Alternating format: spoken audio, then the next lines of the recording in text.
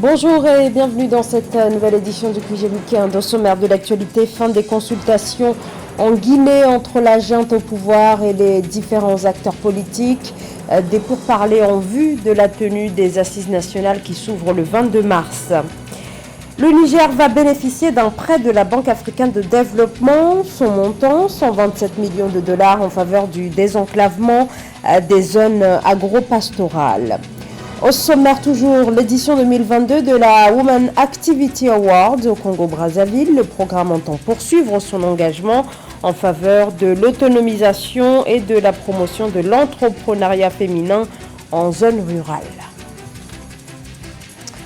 On ouvre ce journal par la décision de l'Algérie de rappeler avec effet immédiat son ambassadeur à Madrid après des déclarations du chef du gouvernement espagnol qui constituent, selon l'Algérie, je cite, un brusque revirement de position sur le Sahara occidental en appuyant pour la toute première fois et publiquement la position du Maroc qui soutient un plan d'autonomie pour le Sahara occidental alors que jusqu'ici l'Espagne prônait la neutralité entre le Maroc et les indépendantistes sahraouis du Front Polisario. Le conflit du Sahara occidental, ex-colonie espagnole, considérée comme un territoire non autonome par l'ONU, oppose depuis plus de 40 ans le Maroc au Front Polisario soutenu par l'Algérie. En Guinée, les autorités ont reçu cette semaine les acteurs politiques afin de préparer les assises. Le pays se dirige vers la tenue d'assises nationales, des rencontres initiées par le président de la transition qui vont donc démarrer à Conakry et dans toutes les préfectures le 22 mars, des concertations qui vont traiter des conflits mémoriels, des différents politiques d'ordre institutionnel ou électoral. Avoir un cadre restreint où la vie des partis politiques, la société civile et les syndicats devraient être pris en compte, tel est le souhait de la classe politique de Guinée. Leurs revendications prises en compte s'est illustrée avec la participation aux travaux autour du ministre de l'administration du territoire qui les a reçus pour définir les termes d'un futur cadre de dialogue permanent. Il y a beaucoup d'activités à dérouler et qui prennent du temps. C'est pour cette raison que nous pensons que plus vite on se met au travail et qu'on ne passe pas tout son temps à faire des discussions oiseuses pour qu'on aille directement sur le fond des sujets et obtenir des documents de travail pour qu'on puisse faire la transition dans des délais raisonnables. Si la phase de transition semble avoir tardé à s'ouvrir à la classe politique, Mamadi Doumbouya, le président de la transition, ne compte pas pour autant l'en exclure. C'est ce qui ressort de son adresse à la nation lors du Nouvel An 2022. Pour le chef de l'État, il faut des gages de changement à même de diriger la Guinée vers une direction sans malversation. Nous laissons derrière nous la violence et l'arrogance. Derrière nous, la division et les dilapidations. La corruption et les exactions. Nous éteignons les tragiques flammes de ces moments de brutalité économique, financière et humaine. En renaissant de ces brûlantes cendres, c'est la sève nourricière de notre idéal commun, de refondation de notre État et de rectification de nos institutions. La classe politique souhaite désormais que l'un des partenaires de la Guinée, la CEDEAO par exemple, puisse participer au dialogue. Elle y voit un facilitateur qui va permettre d'harmoniser les positions de manière à ce qu'il en ressorte des conclusions respectées par les parties prenantes. En novembre 2021, le président de la transition avait refusé la nomination d'un envoyé spécial de la CEDEAO pour la Guinée. L'actualité également marquée par les funérailles de Rupia Banda. C'était le 18 mars dernier. L'ancien président zambien est décédé vendredi 11 mars à l'âge de 85 ans. Le quatrième dirigeant de la Zambie a été à la tête du pays durant 3 années à partir de 2008. La Zambie a rendu un hommage à un éminent politicien et un grand diplomate, Gladys Mamba. Rupia Banda conduit à sa dernière demeure. L'ancien chef de l'État zambien, décédé le 11 mars à l'âge de 85 ans des suites d'un cancer du côlon, a été inhumé le 18 mars à Lusaka. La mémoire du quatrième président depuis l'indépendance de la Zambie a été honorée par une série d'hommages, dont celui de l'actuel président, présent à l'enterrement. Le président Banda, comme je l'ai dit hier, restera dans nos livres d'histoire comme un dirigeant distingué de notre pays. Vice-président depuis 2006, Rupia Banda est propulsé à la magistrature suprême en 2008 suite au décès du président Lévi Mwanawasa. Il se présente ensuite à l'élection présidentielle du 30 octobre de la même année qu'il remporte sous les couleurs du mouvement pour la démocratie multipartite MDM. Sous son mandat de 3 ans, l'économie zambienne est croissante, principalement grâce à la hausse des prix du cuivre et à l'essor des investissements chinois. Il poursuivra les chantiers entamés par son prédécesseur en construisant des routes, des hôpitaux et des écoles, une philanthropie que lui reconnaît sa famille. Il n'avait pas peur de montrer et d'exprimer son amour. Nos adieux, que ce soit au téléphone ou en personne, étaient souvent ponctués d'un « je t'aime » et ce fut d'ailleurs davantage le cas dans les dernières étapes de sa vie. Il nous a laissé, sachez qu'il n'y a pas de honte à montrer de l'amour ou des larmes. Mais malgré ses prouesses sur le plan économique, Rupia Banda sera battu à l'élection présidentielle de 2011. En 2013, privé de son immunité présidentielle, Rupia Banda est poursuivi pour corruption et blanchiment d'argent, un chef d'accusation contre lequel il plaide non coupable. Il sera finalement acquitté en 2015. 98% de la population marocaine bénéficie d'une couverture 4G et 62% de la population utilise Internet, selon un rapport de la Banque mondiale sur la technologie numérique au Moyen-Orient et en Afrique du Nord.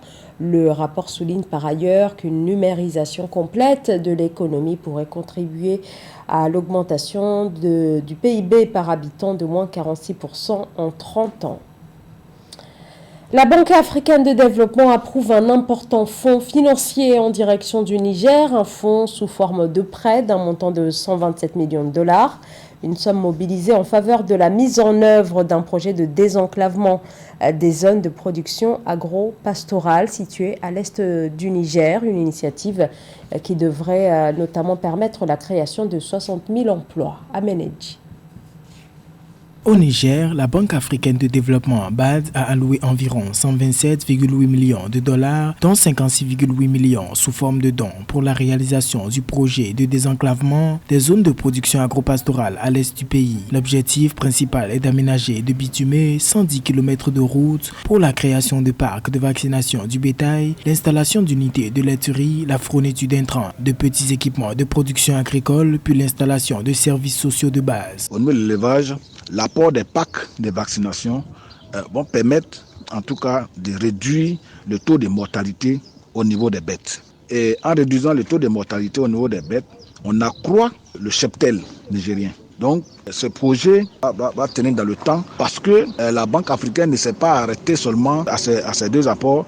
L'axe intégrateur reliant les zones inter-États va générer pendant la phase de construction environ 60 000 emplois directs et indirects. Ce projet de désenclavement attendu par les populations est un des projets prioritaires avec une approche intégrée afin d'apporter une réponse globale aux défis majeurs auxquels sont confrontées les populations et particulièrement les plus vulnérables. À travers ce financement, la zone de l'Est, qui est une zone de bonne production agro-pastorale, à travers le désenclavement, va leur permettre de pouvoir écouler leurs produits plus facilement vers les autres zones du Niger et également de faciliter l'exportation des produits issus de cette zone vers les autres pays de la sous-région, ce qui va permettre déjà d'améliorer leurs revenus. Ce financement va permettre véritablement de relancer la filière au niveau de cette zone. La région de Zinder, où le projet sera mis en œuvre, est une zone agro-pastorale où l'élevage est combiné avec d'importantes activités agricoles. Les visiteurs internationaux exemptés de tests PCR au Gabon, cette obligation est désormais levée, décision justifiée selon les autorités par l'amélioration de la situation sanitaire liée au Covid-19. Toutes les mesures relatives à la lutte contre le Covid-19 sont levées, y compris donc l'exigence de ce test PCR à l'arrivée au Gabon, a souligné le porte-parole du gouvernement. Les précisions de Samantha Saberou-Saboubanga. Suppression du test PCR négatif exigé à l'embarquement au Gabon. L'obligation pour les voyageurs en provenance de l'étranger de présenter un test PCR négatif dès leur arrivée à Libreville vient d'être levée. Une annonce faite par le porte-parole du gouvernement gabonais, Alain-Claude Bilibinze, via son compte Twitter jeudi 16 mars 2022. Oui, ce qu'il faut reconnaître, c'est que le Gabon est parti d'une extrême à une autre. C'était, n'est-ce pas, pendant la période Covid, le pays qui présentait les charges les plus élevées pour les passagers en termes de paiement, de tests Covid et tout ce qu'il y avait comme mesures contraignantes. Et aujourd'hui, on peut dire en période post-Covid, le Gabon a donc allégé ces mesures, passant évidemment pour un pays qui aujourd'hui présente les meilleures opportunités d'entrée parce que il n'y a plus trop de contraintes sanitaires aussi bien à l'arrivée comme au départ, ce qui pour moi est une avancée significative. En d'autres termes, les compagnies aériennes à destination du Gabon peuvent désormais embarquer des passagers sans qu'il leur soit exigé de présenter un test négatif du coronavirus. Cette mesure d'assouplissement rejoint d'autres levées concernant notamment l'obligation d'isolement dans un établissement hôtelier. Maintenant, il s'agit de savoir est-ce que les autorités gabonaises vont maintenir le cap à ce niveau ou alors à la moindre incartade ou secousse pandémique, est-ce qu'elles ne vont pas à nouveau donc replonger les passagers et même les Gabonais dans des situations de contraintes de pass sanitaire. Avant la levée de cette mesure, les passagers devaient se soumettre à un test PCR de la Covid-19 à la descente d'avion. Ce test était payant au prix de 20 000 francs CFA. Depuis le 10 mars 2022, l'état d'urgence sanitaire a été levé au Gabon en même temps que le couvre-feu. Le programme Women's Activity Award milite en faveur de la promotion de l'entrepreneuriat en zone rurale et de l'autonomisation des femmes du Congo-Brazzaville. Eh bien, au cours de sa 6e édition, le programme annonce l'accompagnement de plusieurs groupements sélectionnés au terme de la campagne nationale. C'est un reportage de notre correspondant au Congo, Deva Panso. C'est le groupement rural Soleil Transformation du département de la Sangha qui a remporté le prix d'excellence d'une valeur de 500 000 francs CFA de la 6e édition du Women's Activity Award ce vendredi 18 mars 2022 à Brazzaville. Spécialisé dans la pêche, le séchage du poisson, la production du charbon de cuisine et la transformation des fruits, ce groupement a requis des moyens de transport afin de faciliter le déplacement de leurs produits. Vraiment, les lots. Je suis très émue que notre groupement ait remporté le premier prix. Aujourd'hui, je crois que nos activités sont considérées. La preuve, c'est cette récompense. Si on obtient un plus gros bateau, comme nous l'avons requis au FIGA, cela nous permettra de vite transporter notre poisson après la pêche vers le campement et d'éviter son pourrissement.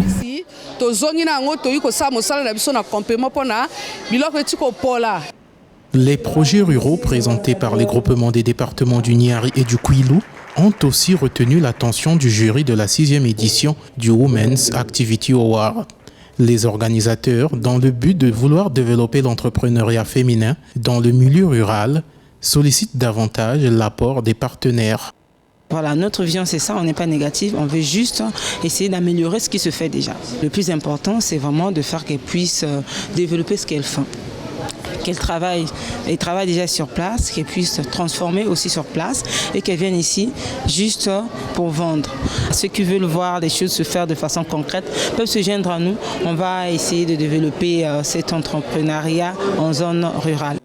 Le comité d'organisation du Women's Activity Award a parcouru tous les départements de la République du Congo afin de sélectionner les 10 groupements de femmes actives présents à cette soirée. Notons que cette édition a eu lieu 3 ans après la dernière, en 2019, suite aux restrictions liées à la pandémie de Covid-19 qui a sévèrement secoué le monde. C'est la fin de ce journal. Merci de votre fidélité. L'information continue sur Africa 24.